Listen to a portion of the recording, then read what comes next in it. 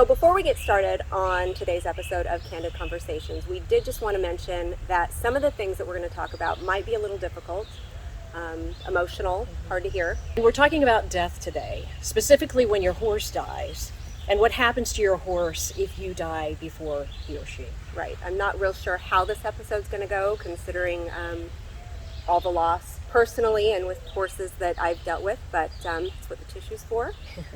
So see how that goes, get our guests introduced, and get going on the conversation. And on our left is Scott Swafford, who is Vice President of Good Shepherd Pet Services, which specializes in cremation and memorial services for animals. And hopefully Scott can answer some of the questions we so often see online, asking what to do when your horse dies. On my right is Beth Marks, who just so happens to be an estate attorney, horse owner.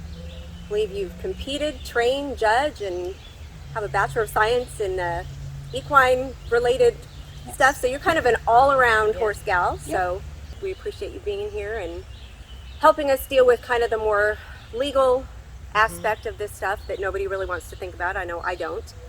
And as with all our conversations, they're just that. Our thoughts on any given subject, and not the only way anything can or should be done. Take from this what will help you and leave anything that won't. We love hearing different points of view.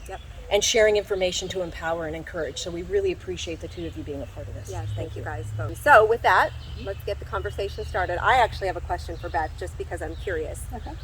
We were talking the other day. Do you have clients that come to you to set up an estate, a will, and want their horses included in the will? Have you ever had one?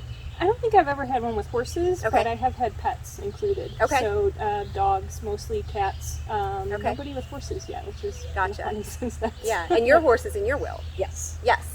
And we've done, so here at this farm, I always want to know what everyone's plan are. Like, not to be morbid, but if something happens to your horse, do you have a plan? So Colleen has her horse in her will. I have 3 other boarders that actually have a plan for their horse. One, the horse is to be boarded here. She has a trust fund set up for it, a care plan.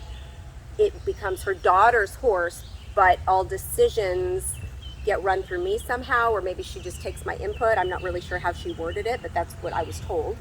And then we have an addendum to our boarding agreement kind of laying that out. In the event of her death, here's what's happening, and her will states that. I have another boarder that if she passes, I'm the fairy godmother and I just get the horse. That horse I actually sold her, so I'm just getting my horse back. And then the third has a plan in place that if she goes before her horse, obviously it goes to her husband, but her husband can decide whether to keep the horse or sell it. If he opts to sell it, then I end up being the one that helps with the sale. The horse stays here, he continues to pay board, and that's a decision he can make at that time, or I can help him make at that time, but it's ultimately his decision. And all 3 of those have an addendum to their boarding agreement so that I know what's going on. I probably should have everybody do that, in all honesty. Well, yeah, I mean, I would think that that's what I wanted to do, was to make sure if something happened to me, that my horse was cared for, and he's going to go to dear friends of mine that have known him even before I knew him, and they know, my wishes with him. But that is in my will, and it is part of the boarding agreement. And I know when I met with Amy, I was like, I don't mean to be morbid, but if something happens to me, I want you to know what to do with my horse. So for people that do board horses, that probably is something to have a conversation about. Yeah, I would think so. I don't know that I've ever heard of anyone going, and amending like a boarding agreement before, but it's a good idea. So my personal will does include my horses, not specifically, because I guess one thing that you have to think about is if you're naming specific animals in your documents, if you no longer have those animals, or if you get more animals, as people like us tend to do, accumulate them. So mine is a little more general. It kind of says, if I own any horses when I die, here's who gets them. Okay. They're going to get a sum of money to go along with the horses, and the people that I've chosen, I trust, will do the right thing. So I haven't really laid out exactly what that entails. Okay. So I know, like, if they did want to sell the horses, they would find them a good home. Like, I trust all of that. So mine's a little vague, I guess, because I wanted it to account for any horse that I had, and my dog also is included, which now I have 2 dogs, so that's why I set that up that way. That's perfect. I actually really like that. Yeah, and I think if I remember correctly, I haven't looked at it in a while, but I think I named the specific animals that I had, and then said or and or any other horses I have, Sure. or like house pets, just to kind of. I'm not really a cat person, but you never know. Yeah. But yeah, so that's what I did. I just have who gets them, what amount of money they get for their care is just kind of a lump sum. Sure. And just trusting that those people would do well by the animal. So that's And then how if I they set want it to up. sell them or whatever, that's up to them because they own them at that point. Yeah, Okay. it is. I think they know which Yeah. ones they could sell Sure. without me haunting them. Yeah, we talked about that too. It was like, Which ones they couldn't. yeah, that's right. I will come back. The We'll get Halloween you. episode. Yeah. Yeah, perfect.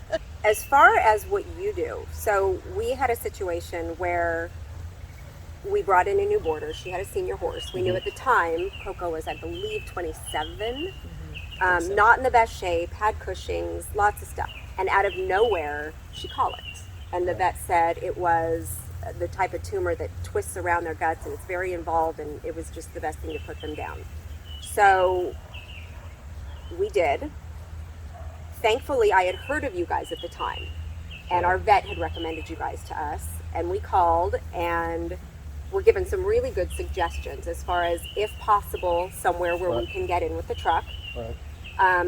What kind of things do you guys suggest to people that know they're going to have to put their animal down? Well, if possible, we ask that when they put the animal down, they put it down somewhere other than a stall. Oh, sure. If you put it down in a stall, we can't get to it with our truck or our trailer. I've had to go to a barn before where they literally had to take the back wall off the barn so we could get the horse out of the stall. That's a long and involved process. Sure. The other, if possible, is if you could give us as much notice, then we can prepare to receive your horse or to be here when the horse goes down. We prefer to be close. It's not always going to happen. Yep. A lot of times, last horse that I had to deal with earlier this month went down in a paddock after a big rain, and I'm like, oh, this could be a problem because you get out in the field or the paddock trying to back up a trailer or pull a trailer out. Once you get the horse on it, you may get stuck yourself. Yeah. So we do ask that you think about those things. I know sometimes it's not possible. Sure. Right. If, unfortunately, let's say you're down here in the woods and the horse goes down, we're probably going to have to get you to get a tractor or a backhoe or something to get the horse out of the woods so we can do what we need to do. When we pick up a horse, as you know, we bring a trailer with a winch system on it that we put the horse onto a mat and winch the mat up into the trailer. We do not winch the horse up into the trailer. But we're dealing with a 7, 8, 900, 1,000, 1,500 pound animal. It's not easy. Sure. There's a lot of brute force that goes into this sometimes, and we try to let the horse owners know that we're as gentle as we can be. Sometimes we have to lift the head and fold the forelegs or the tail and make sure that it's not hung up or something.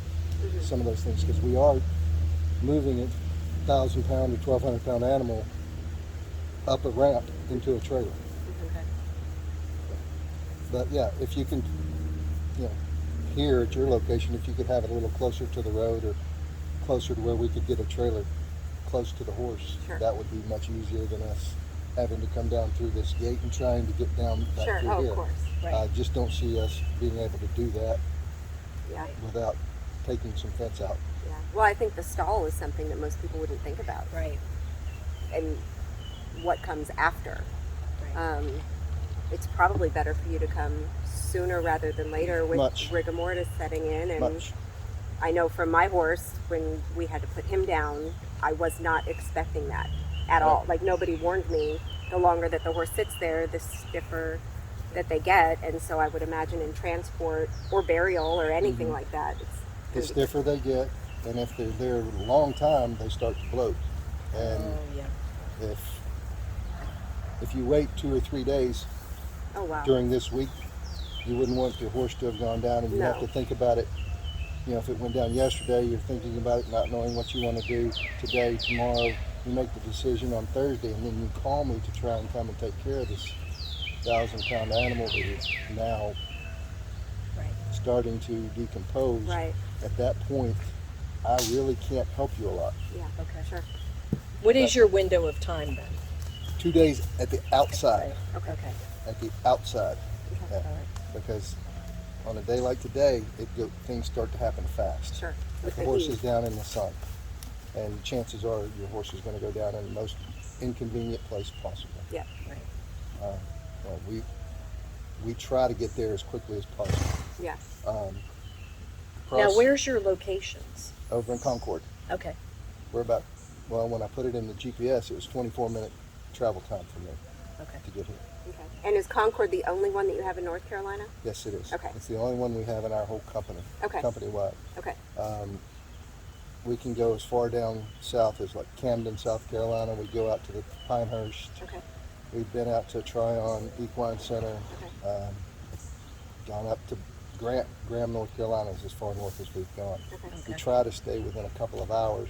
After that, it really, Right. you're Right. talking about almost a day trip, Sure. because somebody will call, oh, I need you to come get my horse.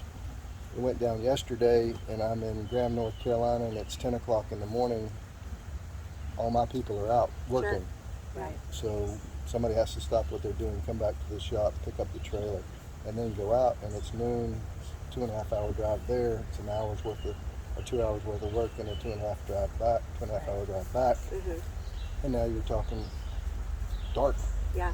if it's wintertime. Sure.